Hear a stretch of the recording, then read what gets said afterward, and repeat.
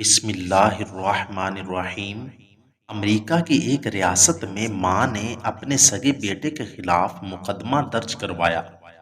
اس مقدمے کو اس قدر شہرت ملی کہ وہ مقدمہ اخبارات اور ٹی وی وغیرہ کی زینت بھی بنا۔ اس مقدمے کی تفصیل کچھ یوں ہے کہ ماں نے اپنے سگے بیٹے کے خلاف مقدمہ درج کروایا کہ میرے بیٹے نے گھر میں ایک کتا پالا ہوا ہے، روزانہ اس کتے کے ساتھ 3-4 گھنٹے گزارتا ہے، اسے نہلاتا ہے، اس کا خیال رکھتا ہے، اس کی ضروریات کا بھی خیال رکھتا ہے، اسے اپنے ساتھ ٹہلنے اور مستی کے لیے بھی لے جاتا ہے، اسے سیر و تفریح بھی کرواتا ہے، اسے کھلاتا پلاتا بھی خوب ہے۔ لیکن میں اس کی ماں ہوں اور اسی گھر میں اس کے ساتھ والے کمرے میں رہتی ہوں۔ میرا بیٹا میرے کمرے میں 5 منٹ کے لیے بھی نہیں آتا، لہٰذا عدالت کو چاہیے کہ وہ میرے بیٹے کو میرے کمرے میں دن میں 1 دفعہ آنے کے لیے ضرور پابند کرے۔ ماں کے مقدمہ درج کرنے پر بیٹے نے بھی مقدمہ لڑنے کے لیے تیاری کر لی اور ماں بیٹا دونوں نے اپنا اپنا وکیل بھی بنا لیا۔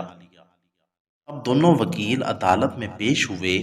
کارروائی مکمل کرنے کے بعد جب جج نے فیصلہ کیا تو یہ فیصلہ کیا کہ عدالت آپ کے بیٹے کو آپ کے کمرے میں آنے کے لیے مجبور نہیں کر سکتی، کیونکہ اس ملک کا قانون ہے کہ جب اولاد 18 سال کی عمر کو پہنچ جائے تو اسے حق حاصل ہوتا ہے کہ وہ چاہے تو ماں باپ کو وقت دے، اور اگر نہ چاہے تو اسے کوئی مجبور نہیں کر سکتا، بلکہ وہ بالکل علیحدگی اختیار کرنے کا مجاز ہوتا ہے۔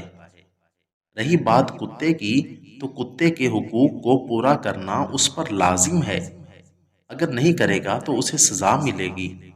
البتہ اگر ماں باپ کو کوئی تکلیف ہو تو اسے چاہیے کہ وہ حکومت سے رابطہ کرے تاکہ اسے اولڈ روم یعنی جہاں بوڑھے لوگوں کو جمع کیا جاتا ہے وہیں پر انہیں بھی لے جایا جائے اور وہاں پر اس کی خبر گیری کر دیں گے۔ آپ نے دیکھا کہ کافروں کے ہاں ماں باپ کی کیا قدر ہوتی ہے، ایک کتے سے بھی بدتر سمجھا جاتا ہے اپنے ماں باپ کو۔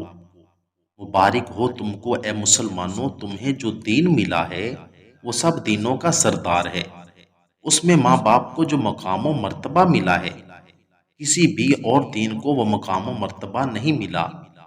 ہمارا قرآن تو کہتا ہے کہ ماں باپ کے سامنے اف تک نہ کہو۔ حضور نے فرمایا تھا کہ میں فرض نماز ادا کر رہا ہوتا اور میری ماں مجھے پکار کر کہتی اے محمد، تو میں نماز چھوڑ کر ماں کی بات سنتا۔ یہ ہے دین اسلام جو سب دینوں کا سردار ہے۔ آج بھی وقت ہے، اس دین کو اپنا لو، ورنہ جب آنکھ بند ہو جائے گی تو پھر پچھتانے کا کوئی فائدہ نہیں ہوگا۔ اللہ تعالیٰ ہمیں سمجھ اور فکر عطا فرمائے، آمین ثم آمین۔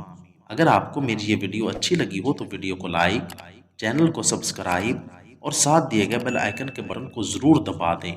شکریہ، والسلام۔